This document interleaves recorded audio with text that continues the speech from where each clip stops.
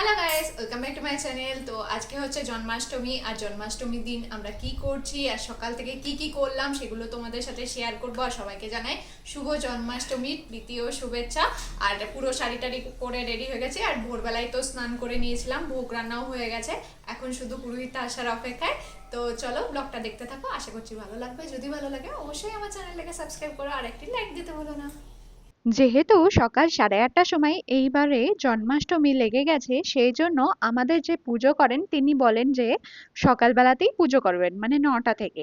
আর আমরা যেহেতু 27 রকমের ভোগ চড়াবো, সেই জন্য ভোর ভোর উঠে কিন্তু আমরা দুজন পুরো রান্না করতে লেগে গেছিলাম। এদিকে মা বানাচ্ছে ক্ষীর, আর এদিকে আমি বানাচ্ছি পনির আর লুচি।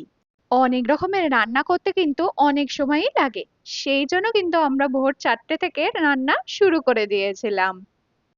রান্না 8টার মধ্যে শেষ করে পুজোর ফল টল কাটা আর ভোগ সাজানো শুরু করেছিলাম। আর রেয়ানকে দেখো, এখানে রেয়ান আমাকে হেল্প করছে।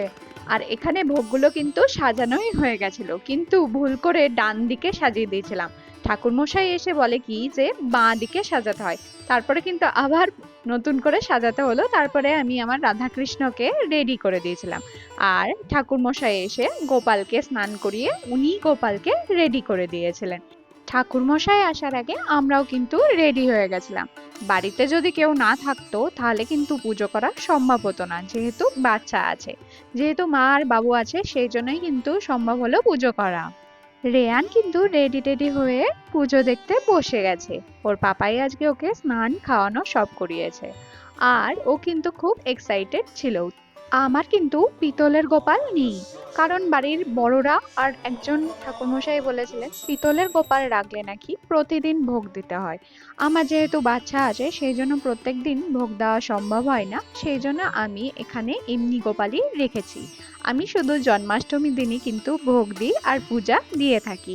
আর প্রত্যেক দিন যখন ভগবানকে খেতে দিই, মানে যা খেতে দিই, নকুলদানা হোক বা ড্রাই ফ্রুটস হোক, তাই কিন্তু খেতে দিয়ে থাকি। তো পুজো শেষ হলো এতক্ষণে, এখন প্রসাদ খাওয়ার পালা।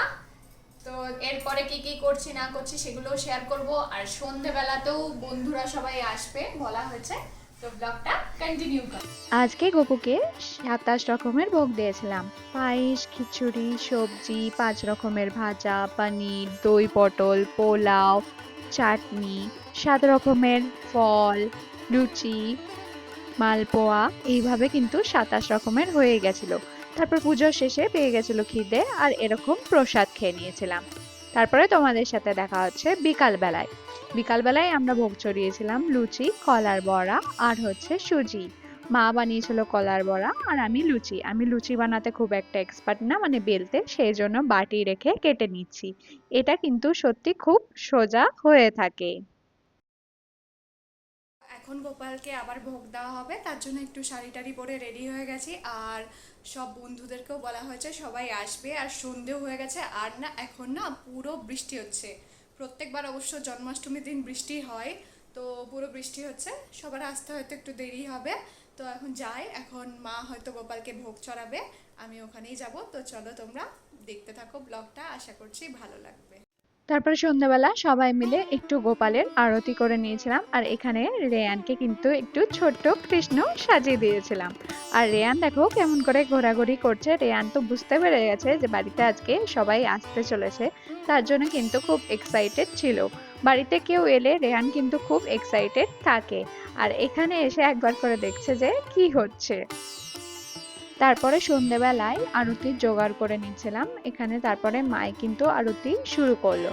আর ঠাকুরমশাইকে জিজ্ঞেস করে নিয়েছিলাম যে কি খাওয়া যাবে, যেহেতু সন্ধেবেলা ভোগ প্রসাদ বানাবো, সেই জন্য ঠাকুরমশাই বলেছিল প্রসাদ খেলে কোনো অসুবিধা নেই, শুধু প্রসাদ খাওয়া যাবে, সেই জন্য শুধু প্রসাদ খেয়ে কিন্তু আমরা ভোগটা বানিয়েছি। তারপরে সন্ধ্যাবেলায় এরকম সন্ধে আরতি করে নিয়েছিলাম, যেহেতু সকালবেলায় পুজো হয়ে গেছে, শুধু সন্ধ্যাবেলায় সন্ধে আরতি করেছিলাম। আর এখানে দেখো প্রসাদ দেওয়া হয়েছিল। আর রেয়ান দেখো এখানে রেয়ানের কার্ড নিয়ে খেলছে, আর আমাদের কিছু বন্ধুদেরকে বলা হয়েছিল, তারা এসেছিল সন্ধ্যেবেলা প্রসাদ খেতে। রাতের ডিনারে ছিল বাসন্তী পোলাও, কাশ্মীরি আলুর দম, পনির বাটার মশলা, বেগুনি।